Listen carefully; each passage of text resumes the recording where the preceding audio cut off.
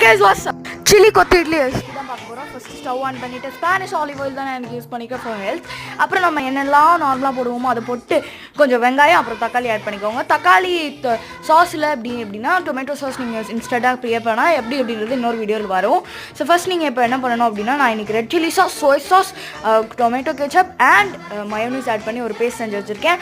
அதோட கொஞ்சம் புளி தண்ணியை கலந்து அது எல்லாத்தையும் ஆட் அப்படியே நம்ம சுட வெட்டி வச்சுருந்த இட்லி அப்படியே உள்ளே போட்டு அதை 2 புரட்டுனா ஒரு விஷயம் ஞாபகம் வந்துச்சு. உப்பு போடல, மஞ்சள் தூள் போடல, எந்த தூளுமே நம்ம போடலன்னு சொல்லிட்டு அப்படியே அந்த கபோர்டில் போய் கிரிட்டு பெரட்டு எங்கடா இருக்குது அப்படின்னு தேடி எடுத்து அதை போட்டு அதை வதக்குனா இங்கே பார்த்தா சட்னி மாடி போயிடுச்சு.